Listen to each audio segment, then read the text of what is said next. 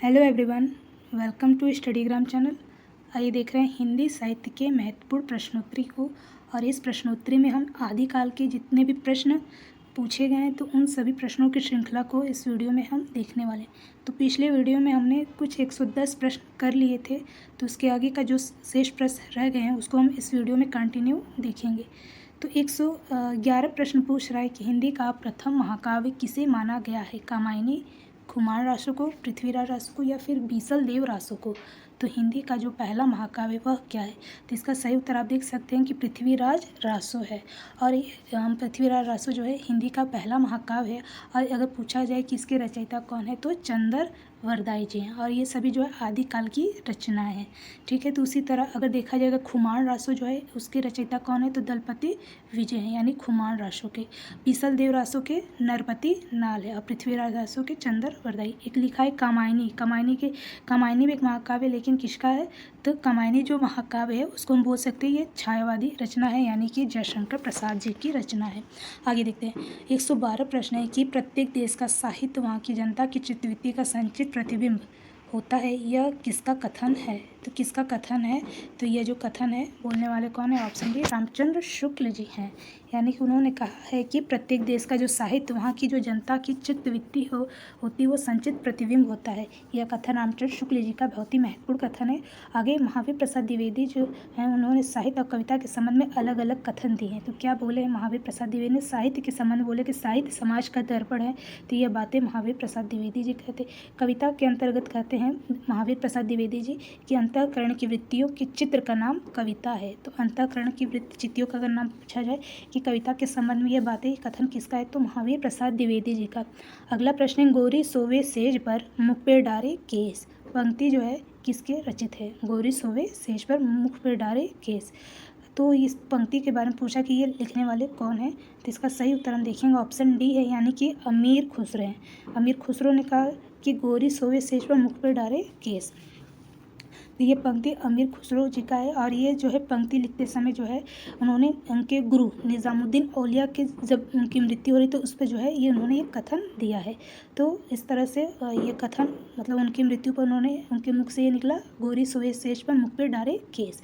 तो डॉक्टर राम कुमार वर्मा जो है अमीर खुसरो का अवधी भाषा का प्रथम कवि भी मानते हैं। तो प्रश्न पूछ सकता है कि डॉक्टर राम कुमार वर्मा ने अवधी भाषा का प्रथम कवि किसको माना है, तो अमीर खुसरो को। या ऐसे प्रश्न पूछ सकता है कि अमीर खुसरो को अवधी भाषा का प्रथम कवि कौन मानता है, तो डॉक्टर राम कुमार वर्मा।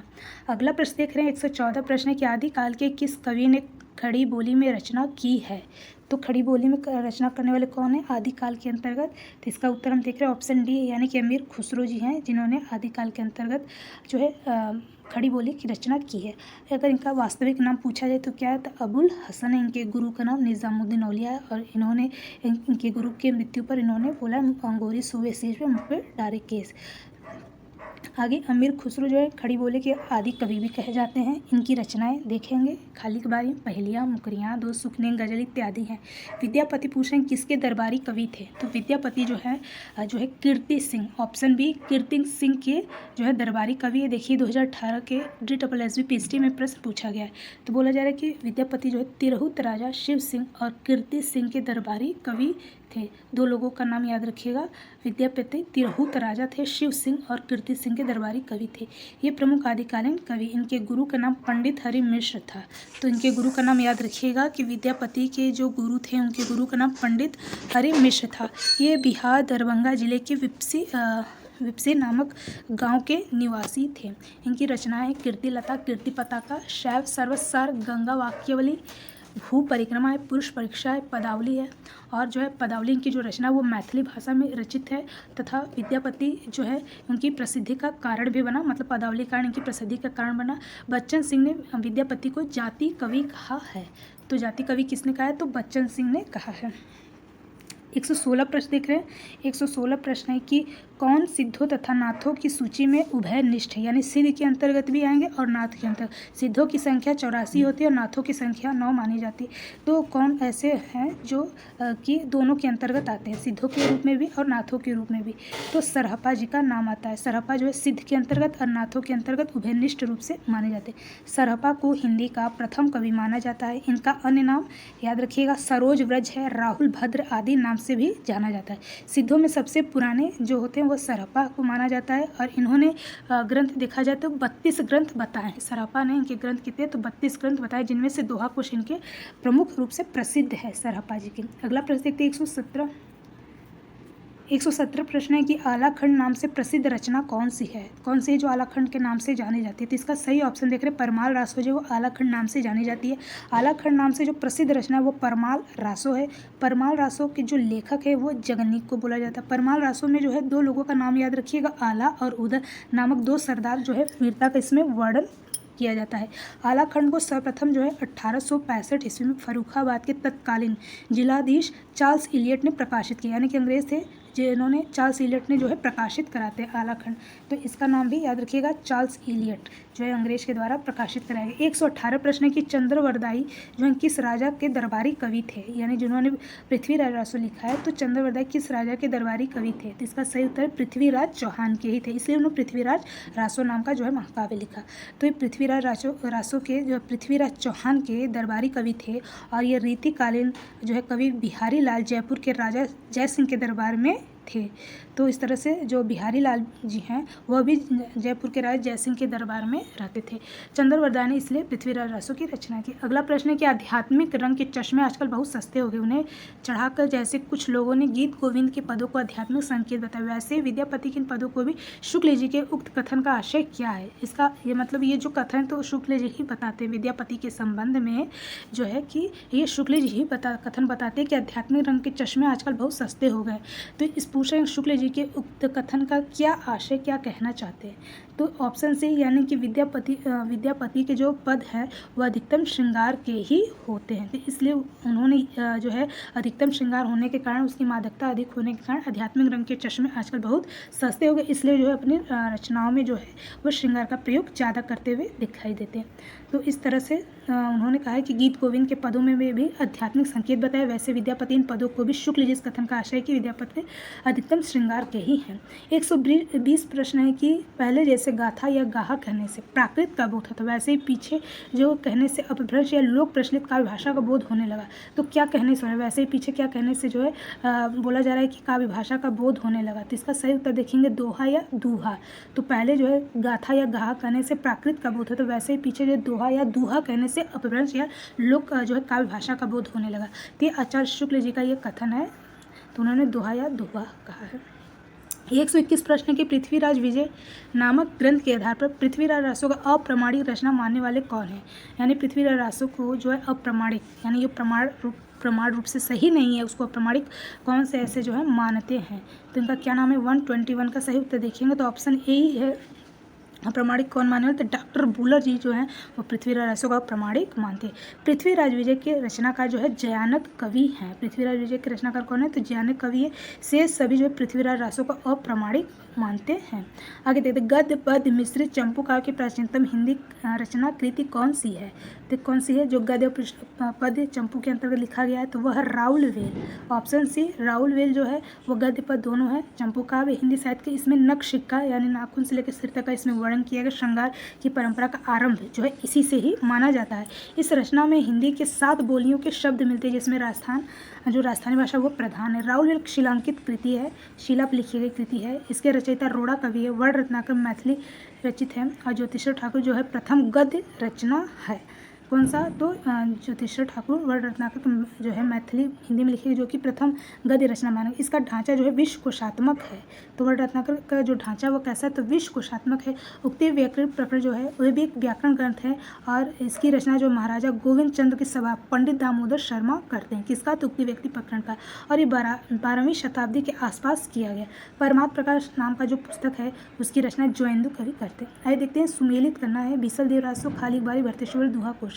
तो देखेंगे बीसल देव रासो नरपति नाल है यानी पहले का दूसरा, खालिक बारी अमीर खुसरा यानी दूसरे का चौथा, भरतेश्वर बहुबली रास कौन तो शालीबद्ध सूर्य तीसरे का तीसरा, दोहा कोश तो सरहपात। इस तरह से इसका सही हो गया। आगे देखते 124 प्रश्न है कि जनता की चित्तवृत्ति का परिवर्तन नहीं होता बल्कि क्योंकि कहा जा रहा है कि प्रत्येक देश का साहित्य वहाँ की जनता क्षेत्रों का संचित प्रतिबिंब होता है। तो इसमें क्या सही है, एक गलत है और सही है, यानी दी गई स्थापना गलत है और तर्क बिल्कुल सही है। जनता की चित्रवृत्ति परिवर्तन के साथ ही बोला जाए साहित्य का स्वरूप में परिवर्तन होता है। जनता के चित्र परिवर्तन के साथ साहित्य के स्वरूप में परिवर्तन यहाँ बोला नहीं होता है, बल्कि परिवर्तन होता है। तो इसलिए जो है वहाँ की जो प्रत्येक देश का साहित्य का जो जनता की चित्रवृत्ति का संचित जो है प्रतिबिंब प्रभाव पड़ता है। तो इसलिए ए वाला उत्तर जो है इसमें ऑप्शन सही था। आगे प्रश्न देखते हैं। पूछा है गोरखनाथ की साधना पद्धति का नाम क्या है। तो क्या नाम है, तो हठ योग साधना। गोरखनाथ नाथ संप्रदाय के जो है आरंभकर्ता माने जाते हैं। तो पूछा साधना पद्धति का क्या नाम है, इनकी साधना पद्धति शैली कैसी थी, तो हठ योग साधना। हठ योग क्या बोला जाए, तो हठ योग साधना जो हठ योगियों के सिद्धांत पद्धति ग्रंथ के अनुसार ह का अर्थ सूर्य होता है और ठ का अर्थ चंद्रमा होता है। इन दोनों के योग को ही हठ योग कहते हैं। गोरखनाथ को नाथ पंथ का आरंभकर्ता माना। अगला देखते हैं पाहुड़ दोहा रचनाकार कौन है। पाहुड़ दोहा जो ग्रंथ है इसके रचनाकार का नाम पूछा है कौन है, तो इसके जो है राम सिंह जी हैं पाहुड़ दोहा ग्रंथ के रचनाकार। जो है राम सिंह जो है वो जैन साहित्य के सर्वश्रेष्ठ रहस्यवादी कवि कहे जाते हैं। कौन, तो जो राम सिंह है जिन्होंने पाहुड़ दोहा ग्रंथ लिखा है, तो उनको बोला जाता है कि साहित्य के अंतर्गत वो सर्वश्रेष्ठ रहस्यवादी कवि कहे जाते हैं। डॉक्टर हीरालाल मुनि राम सिंह का आविर्भाव काल संवत 1057 तक लगभग मानते हैं। 127 प्रश्न है कि मैं हिंदुस्तान की तूती हूँ ... यह कथन किस लेखक का है, तो किस लेखक का है, तो सही उत्तर आप देखेंगे ऑप्शन सी अमीर खुसरो जी का यह कथन है कि मैं हिंदुस्तान की तूती हूँ, जो कुछ भी पूछना है तो मुझसे हिंदी में पूछे। तो इस तरह से इनका कथन है। तो ये जो है आदिकालिक लेखक अमीर खुसरो जी का कथन है, जिनके इनका वास्तविक नाम, इनके गुरु का नाम निज़ामुद्दीन औलिया, वास्तविक इनका नाम क्या था, अबुल हसन। तो इस तरह से खड़ी बोली आदि के साहित्य के प्रथम प्रयोक्ता भी माने जाते हैं। इनकी रचनाएं तो हमने देख लिया। अगला प्रश्न 128 की देसिल बैना सबजन मिठा देसी भाषा का विकास, देसी भाषा के जो मिठास का यह वर्णन करने वाले रचनाकार का नाम बताइए। तो कौन है, तो ऑप्शन डी है यानी कि विद्यापति जो है देसिल बैना सबजन मिठा, ये विद्यापति जी की जो है पंक्तियाँ हैं। तो ये देसी भाषा की मिठास का वर्णन करते हुए जो आदिकालिक कवि विद्यापति हैं, इन्होंने तिरहुत राजा के शिव सिंह और कीर्ति सिंह के दरबारी कवि हैं। शैव संप्रदाय के भी कवि माने जाते हैं। इनकी रचना हमने देख लिया है। आगे देखते हैं शारंगधर पद्धति किस विधा की रचना है, तो कैसी कौन सी विधा के अंतर्गत आएगी शारंगधर, तो ये जो है सुभाषित संग्रह अर्थात ऑप्शन बी जो शारंगधर पद्धति है वो सुभाषित संग्रह विद्या की रचना है। शारंगधर पद्धति में बहुत से शावर मंत्र भाषा चित्र काव्य दिए गए जिसमें बीच बीच में देश भाषा का वाक्य है। शारंगधर पद्धति के जो रचनाकार पूछा जाए तो कौन है, तो शारंगधर ही हैं। ये एक अच्छे कवि और सूत्रकार भी हैं। कौन, तो शारंगधर। अगला प्रश्न देखते हैं मैथिल कोकिल के नाम से कौन जाना जाता है, तो इसका सीधा सा ऑप्शन डी विद्यापति जी जाने जाते हैं। तो आगे कहा जाए कि विद्यापति के जो प्रशंसक उन्हें कई उपाधियों से विभूषित किया। इनके कुछ उपाधियों का नाम देख लेते हैं, जैसे अभिनय जयदेव कहा जाता है, इनको कवि शेखर भी कहा जाता है, कवि कंठहार भी कहा जाता है, नव कवि कहा जाता है, खेलन कवि, दशावधान कवि और पंचानन। इस तरह से इनकी जो है कई सारी उपाधियाँ जो है इनको विभूषित की गई। अगला प्रश्न 131 कि विक्रम की 7वीं शताब्दी 11वीं तक अपभ्रंश की प्रधानता रही, फिर वही पुरानी हिंदी में परिगणित हो गई। यह कथन किस विद्वान का है, तो यह कथन जो है चंद्रधर शर्मा गुलेरी जी का यह कथन है। उनका मानना है कि विक्रम की 7वीं शताब्दी 11वीं तथा अपभ्रंश की प्रधानता रही, फिर वो पुरानी हिंदी में बदल गई, परिणत हो गई, और ये कथन गुलेरी जी का है। गुलेरी जी जो प्राकृताभास हिंदी अपभ्रंश को पुरानी हिंदी मानते हैं। गुलेरी जी की प्रसिद्ध कहानियाँ देखते हैं। इनकी जो है मुख्य कहानियाँ प्रसिद्ध रूप से 3 कहानियाँ, सुखमय जीवन 1911, बुद्धू का कांटा 1914, उसने कहा था 1915। अगला प्रश्न कि पृथ्वी रासों में कितने कुल समय सर्ग हैं, खंड हैं, तो इसका सही उत्तर हम देखेंगे 69 कुल समय है पृथ्वी रासों में। पृथ्वी रासों के बोल रहे कि पृथ्वी रासों के रचनाकार चंद्रवरदाई हैं। ठीक है। हजारी प्रसाद द्विवेदी जी जो है वो पृथ्वीराज रासो को सुख सुखी संवाद के रूप में जाना जाता है। तो सुख सुखी पृथ्वीराज रासो कौन कहता है, तो चंद्रवरदाई। बुलर जी जो है डॉक्टर बुलर, उन्होंने सर्वप्रथम कश्मीरी कवि ज्ञानक कवि पृथ्वीराज विजय के आधार पर जो 1875 में पृथ्वीराजों को अप्रमाणिक मान देते। कौन, तो डॉक्टर बुलर। कौन किसके आधार पर, तो पृथ्वीराज विजय के आधार पर। पृथ्वीराज रासो को चंद्रवरदाई के पुत्र जो है जल्हड़ इसको पूरा करते हैं। पृथ्वीराज रासो है ये अधूरा छूट गया था चंद्रवरदाई के द्वारा, तो इसको कौन पूरा करता है इस ग्रंथ को, तो उनके पुत्र जल्हड़ जी पूरा करते हैं। अगला प्रश्न है 133 चंद्रधर शर्मा गुलेरी ने साहित्य अपभ्रंश को किस नाम से पुकारा? तो अभी देखे हमने किस नाम से, तो पुरानी हिंदी के नाम से प्राकृताभास हिंदी कहा है। आगे देखते 134, निम्न कौन सी रचना अपभ्रंश की नहीं है? कौन सी रचना जो अपभ्रंश की नहीं है? तो देखिए पवनचर्यू भी है, ठीक है, तो स्वयंभू जी का पवनचर्यू, पाहुड़ दोहा भी है, राम सिंह जी का भविष्य कहा भी है, धनपाल जी का, किंतु चित्रावली जो है वो अपभ्रंश की रचना नहीं है। बाकी तीनों जो है वो अपभ्रंश के अंतर्गत आएगी। तो ठीक है, तो चित्रावली जो है अपभ्रंश भाषा की रचना नहीं है, बल्कि चित्रावली बोल सकते हैं 1613 उस्मान की जो है कृति है। उस्मान नामक जो रहते हैं वो एक सूफी कवि रहते हैं, अवधी भाषा में चौपाई दोहा में छंद में लिखते हैं। पवनचर्यू बताया गया किनका जो है, पवनचर्यू जो है स्वयंभू जी की रचना है। आगे देखते हैं, और ये सभी जो अपभ्रंश भाषा में, किंतु जो चित्रावली हम बोल सकते हैं चित्रावली अपभ्रंश की नहीं है, बल्कि अवधी भाषा की रचना है चित्रावली। अगला प्रश्न 135,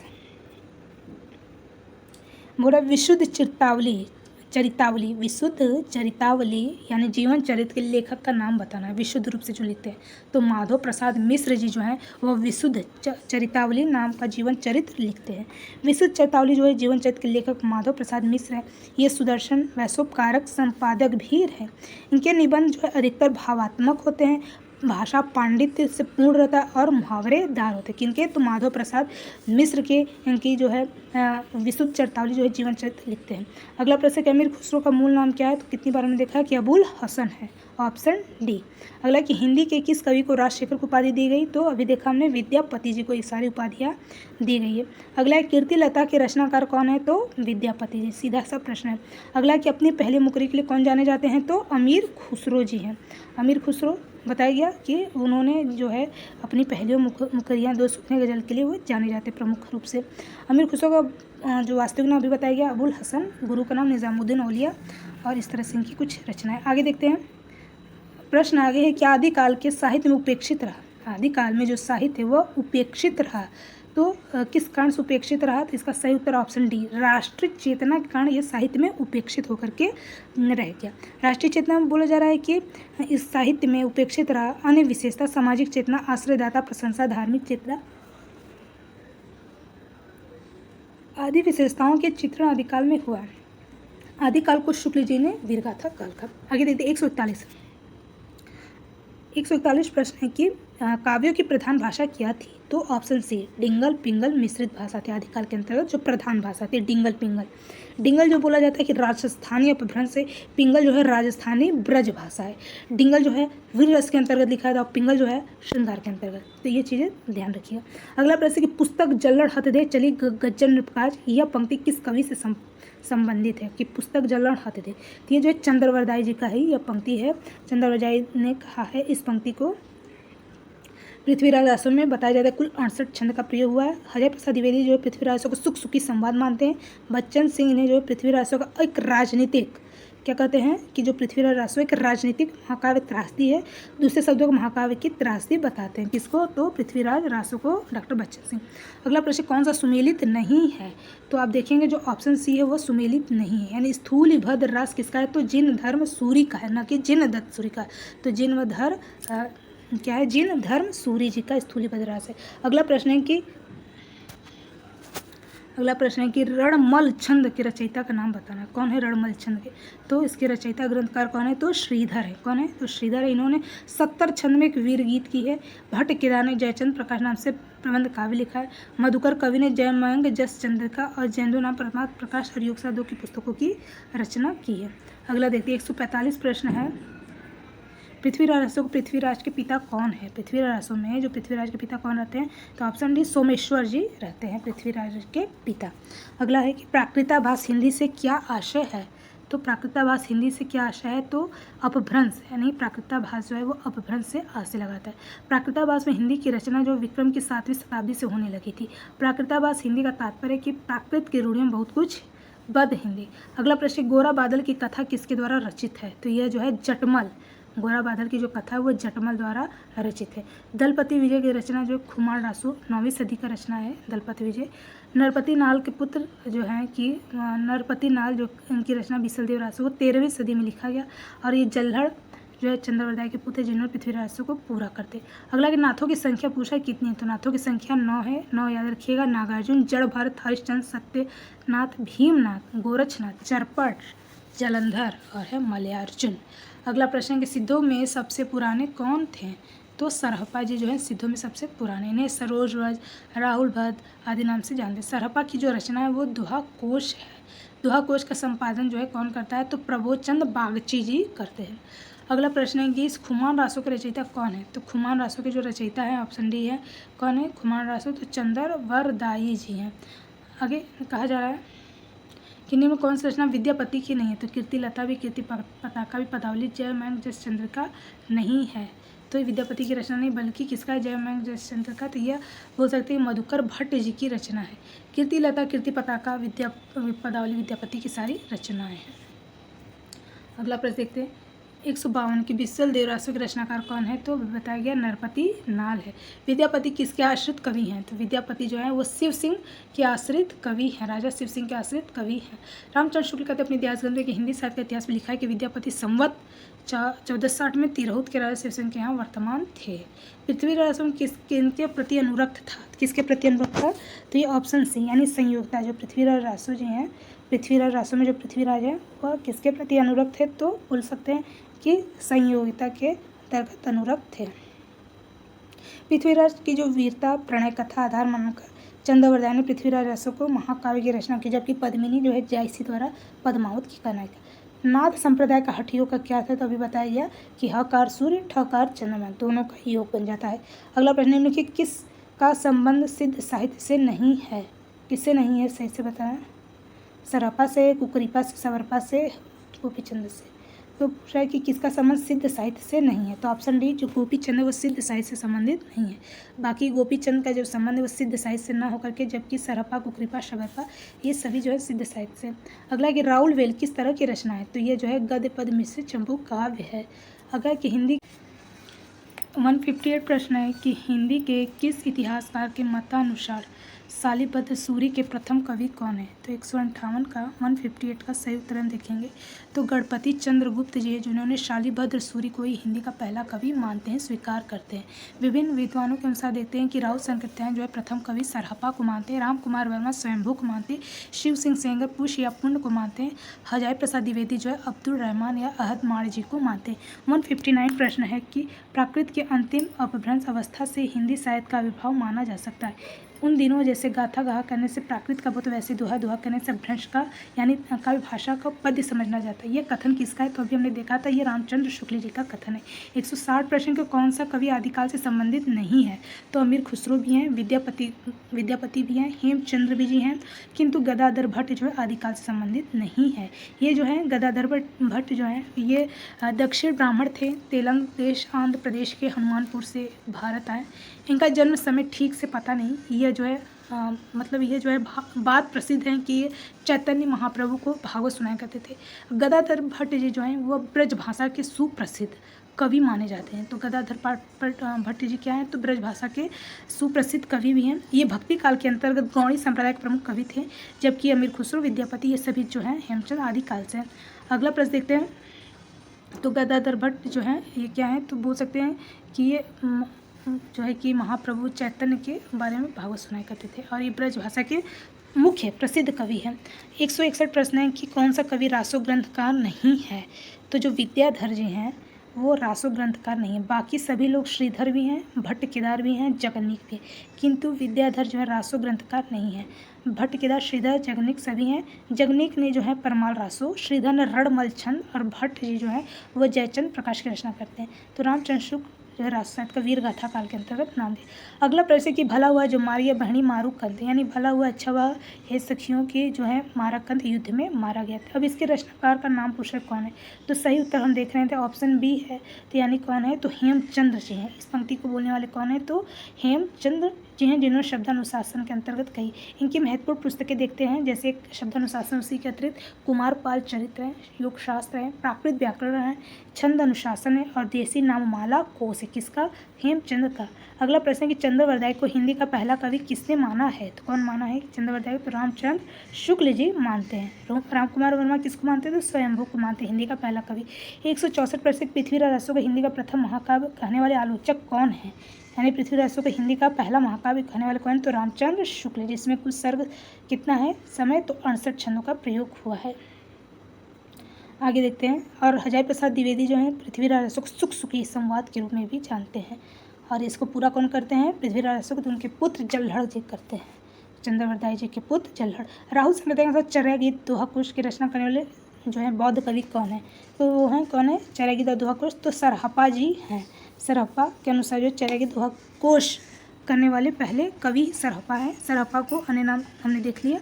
आगे देखते हैं। मेरा जोवन नलेव भरा भयो है गुलाल, कैसे गर्दीनी कस मेरी लाल, सूनी से डरावन लागे विरहा अगिन इस मोही डस डस जाए। तो ये काव्य पंक्ति किसकी है? तो हम देखेंगे जो ये 166 का ये जो काव्य की पंक्ति है वो अमीर खुसरो जी का है। उन्होंने कहा मोरा जोवना नलेवा भरा भयो है गुलाल, कैसे गर्दीनी कस मोरी माल। ये विद्यापति के है। और आगे अमीर खुसरो जी भी कहते हैं कि सूनी से डरावन लागे विरहा आगिन मोही डस डस जाए। तो यह किसका है? तो डस डस जाए तो अमीर खुसरो जी का ये पंक्ति है। अगला प्रश्न देखते हैं। 167 प्रश्न है 167। आगे देखिए ये भी थोड़ा देख लेते हैं। देसिल बहना सब्जन मीठा किसका है? तो विद्यापति का। प्रेम कथा ये भात विचारो बूझे लेऊ जो बूझे पर हो, तो ये जायसी जी की रचना है। तो हेमचंद शब्दों से किस तरह का ग्रंथ है? तो बोला जा रहा है कि ये व्याकरण से संबंधित ग्रंथ है। हेमचंद की कुछ रचनाएं जैसे काव्य अनुशासन है, शब्द अनुशासन है। और हेमचंद संस्कृत के अंतिम महावैयाकरण भी थे, महापंडित भी थे। और हेमचंद को काली काल सर्वज्ञ कहा तथा अतः हेमचंद को क्या कहा गया? एक उपाधि दी गई, काली काल सर्वज्ञ भी कहा जाता है। 168 रचना काल की दृष्टि से कवियों का सही अनुक्रम क्या है? तो इसका सही अनुक्रम देख रहे हैं ऑप्शन डी यानी सरहप्पा, लुइपा, पुष्पदन और अब्दुल रहमान। सरहप्पा का समय माना जाता है 7वीं से 8वीं शताब्दी में, लुइपा 8वीं शती माना जाता है, पुष्पदन 10वीं और अब्दुल रहमान 12वीं। अगला करें सिद्धों में संबंधी रामचंद्र शुक्ल कौन से कथन सही है? कौन सा सही है? तो वज्रयान में आकर महासुखवाद का परिवर्तन हुआ, प्रवर्तन नाथ परंपरा से नहीं। तो इसमें क्या है कि बोल रहा है कि सिद्धों के अंतर्गत रामचंद्र कौन सा कथन सही है? तो ऑप्शन ए वाला ही सही यानी कि ए और सी। सिद्धों का साहित्य शुद्ध साहित्य के अंतर्गत नहीं जाना आता। वज्रयान में आकर महासुखवाद का प्रवर्तन सिद्धों का सांकेतिक नहीं है। तो ए और बोल सकते हैं सी वाला उत्तर सही है। आगे देखते हैं। सुमेलित करना पंडित सत बखानी दही बात बसंत न जानी। तो ये किसका है पंक्ति? तो 170 का देख रहे हैं। तो इसमें जो सही उत्तर था वो ये वाला था यानी कि पंडित सत बखड़ी देही बुद्ध बसंत जड़ाई। तो ये सरहप्पा जी की रचना। 12 बरस लो कुकुर जिए और 13 जे लिए सियार। फिर आगे ये किसकी रचना है? तो ये जगन्निक जी का है। बड़ कौशल तू राधे कीनल कन्हाई लोचन आदि विद्यापति की रचना। जाति ओछा पाती ओछा ओछा जन्म हमाती रहदास जी की है। 171 प्रश्न है कि बोला जा रहा है कि जो सरहप्पा का समय सबसे पहले आता है यानी कि सरहप्पा सबसे फर्स्ट नंबर पे, फिर पुष्पदंत आता है, फिर अब्दुल रहमान, फिर हेमचंद। सरहप्पा का समय जो है 769। पुष्पदंत का 10वीं शती है, अब्दुल रहमान का 12वीं, हेमचंद का भी 12वीं। अगला प्रश्न है कि यंत्री का लब बड़ा जिम्भा का फोहड़ा, काच का जति मुख का सती, जो सत्पुरुष उत्तमुख अथी, क्रोधनाथ के जो सच्चा साधक वही है जो क्या करे? कहा जा रहा है कि ऑप्शन डी महासुखवादी थे। ऑप्शन डी मतलब 1 और 2 सही है। 1 और 2 सही है यानी संयमी हो, इंद्रिय दमन करने वाला हो। तो इंद्रिय भी सही से करना चाहिए और इंद्रियों को दमन करने वाला। तो इसलिए सही उत्तर जो है कि कौन सा आपने लगाया? हो सकते ए संयमी और इंद्रिय दमन करना, 1 और 2। अगला प्रश्न है 172 प्रश्न हो गए। 173 प्रश्न है सिद्ध और योगियों की रचनाओं के जीवन में स्वाभाविक अनुभूति दशा में कोई संबंध नहीं आता, वे शुद्ध साहित्य के अंतर्गत नहीं आती। यह विचार किसका है? तो रामचंद्र शुक्ल जी का ही है। कौन सी रचना पुष्पदंत की रचित नहीं है? तो कौन सी रचना जो है 2 खंडों में रचित नहीं है? मतलब कि जसहर ऐसे आदि पुराण है, योगसार है, जसहर चर्यो, उत्तर पुराण। तो कौन सी रचना पुष्पदंत द्वारा रचित नहीं है? तो आयोग ने इस प्रश्न को समान अंक दिए क्योंकि पुष्पदंत की जो रचना है वो 63 महापुरुष, गुणालंकार, अड़य कुमारचर्य, जसहर चर्य। पुष्पदंत अपने काव्य चौपाई छंद का प्रयोग किया है। उस उदय ने हिंदी को भवभूति भी कहा जाता है। इश्क भरा है देख ले जगत से दूर, एक अचंबा हमने देखा देहरी का नासो। अमीर खुसरो का ये किसका है? तो ये जो है ऑप्शन बी जो है पहली का अभिप्राय है। तो यानी कि एक थाल मोती से भरा, सबके इत पर होदा धरा, चारों थाली फिरे मोती उससे एक न गिरे आकाश। एक न अचरज किया सब मार इस पिंजड़े में दिया, जो सांप तल को खाए सूखे ताल सांप मर जाए। तो दीपक अलंकार का अर्थ दे इसका बूझेगा, मुँह देखो से तो सूझेगा, दीपक का रचना है। सखी पिया जो ना मैं देखूँ तो कैसे काटूँ अंधेरी रतिया, ये किसका कथन है? तो ये अमीर खुसरो जी की रचना है।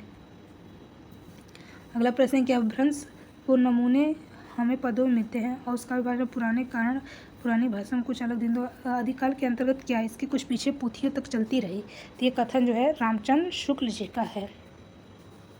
इन्होंने वीरगाथा काल को यानी आदिकाल को वीरगाथा काल नाम दिया। इसका कालखंड 1050-1375 विक्रम संवत, भक्ति काल 1350 से 1700, रीति काल 1719, गद्यकाल 1984। अगला प्रश्न देखते हैं, सुमेलित करना है। प्राकृता प्रकाश किसका है? तो यह है वर रुचि का है। श्रावकाचरण देव सिंह, प्रबंध चिंतामणि, जैनाचार्य मेरुतंग है। और कुमार पाल प्रतिबोध की रचना कौन है? तो हेमचंद्र जी, कुमार पाल चरित हेमचंद्र ने। कौन सा काव्य नरपति नाल द्वारा रचित है? कौन सा काव्य जो नरपति नाल द्वारा रचित है? 179। तो बिसलदेव काव्य जो नरपति द्वारा रचित है परमाल रासो जगनीक का है। पृथ्वीराज रासो दलपति का, पृथ्वीराज रासो जो है चंद्रवर्धय का, परमाल रासो जगनीक का। अगला कि निम्न में नाट्य साहित्य की कौन सी विशेषता नहीं होनी चाहिए? तो रामायण महाभारत संबंधित कथाओं का साहित्य में समावेश होना चाहिए। पीछे लगा जाए कि लोग वेद के साथ आगते सदगुरु मिल दीपक दिया हाथ, यह पंक्ति कबीरदास किसके बारे में कहना चाहते हैं? तो इसका ऑप्शन हम देखेंगे। इसका ऑप्शन क्या है? ऑप्शन बी है, यानी ए और सी। कहते हैं कि लोक और वेद का अनुसरण करने के कारण मैं परम तत्व से दूर हूँ। सी, सदगुरु ज्ञान रूपी प्रकाश से मैंने परम तत्व साक्षात्कार किया। तो ऑप्शन बी ही सही है। सहज ज्ञान के प्रवर्तक कौन है? तो बोल सकते हैं कि सहज ज्ञान के प्रवर्तक हैं सरहप्पा जी हैं। कौन है? सरहप्पा जी 84 सिद्ध बताए हैं 8वीं सदी के अंतर्गत। सरोज राहुल भद्र आदि नाम से भूषित हैं। संकृत्यान ये हिंदी का पहला कवि माना जाता है। और क्या सरहप्पा द्वारा रचित ग्रंथ जो है दोहा कोश से भाव और शिल्प की परंपरा साहित्य संत जाकर उभरी, उसके बीच सरहप्पा को काव्य में दृष्टव्य। सरहप्पा पुस्तक जो है चर्यापद, लुई पाक, कड़हप्पा, डोम पाक, कुकरीपा आदि काल के प्रसिद्ध कवि हैं। अगला संदेश राचक के रचयिता कौन है? ऑप्शन बी अब्दुल रहमान जी हैं। विद्यापति कौन सी रचना अभी तक संपादित होकर प्रकाशित नहीं हुई? तो ऑप्शन बी जो है कीर्ति पताका जो है कि अभी तक संपादित होकर रचित और प्रकाशित नहीं हुई। तो यह कीर्ति पताका भी संपादित होकर प्रकाशित नहीं किया। हिंदी साहित्य के आदिकाल के श्रृंगारिक कवि, मैथिल कवि, इन सब का नाम हमने देख लिया।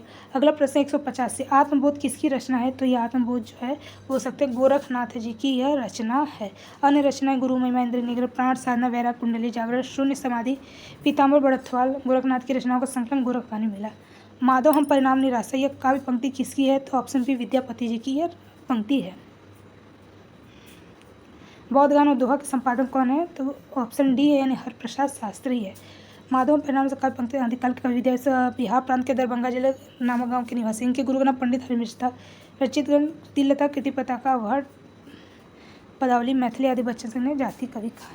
बौद्ध गान और दोहा का संबंध किससे है? तो किससे? 187 का सही उत्तर हम देखेंगे। तो सही उत्तर क्या है कि बौद्ध गान और दोहा जो है वो बोल सकते हैं कि हरप्रसाद शास्त्री जी का ने संपादन किया। दोहा कोश केवल प्रभुचंद बागची। हिंदी काव्यधारा राहुल संकृत्यायन। अगला प्रश्न देखते हैं, सिद्ध कवियों द्वारा प्रयुक्त भाषा को क्या कहा जाता है? तो संध्या कहा जाता है। जो सिद्ध कवि से जो भारत की भाषा क्या कहते हैं? तो संध्या कहते हैं।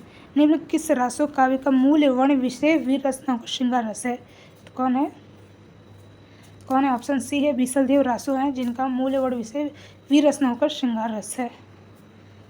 तो आदिकालीन रचना बीसलदेव रासो, श्रृंगार परंपरा विद्यापति, भक्तिकाल के प्रेमाख्यान, काव्य से होते हुए रीति का श्रृंगार काल में चरम विकास। आलाखंड का दूसरा नाम अभी बताया गया परमाल रासो। परमाल रासो काव्य कृति कवि का नाम क्या है? तो जगनीक है। आलाखंड नाम से प्रसिद्ध परमाल रासो जगनीक है। इस रासो ग्रंथ में जनक आश्रयदाता चंदेल शासक प्रतिदेव के 2 वीर आला उदर विता का निर्णय करते। नरसिंह भट्ट के विजयपाल रासो ने शारंगधर हमी रासो की रचना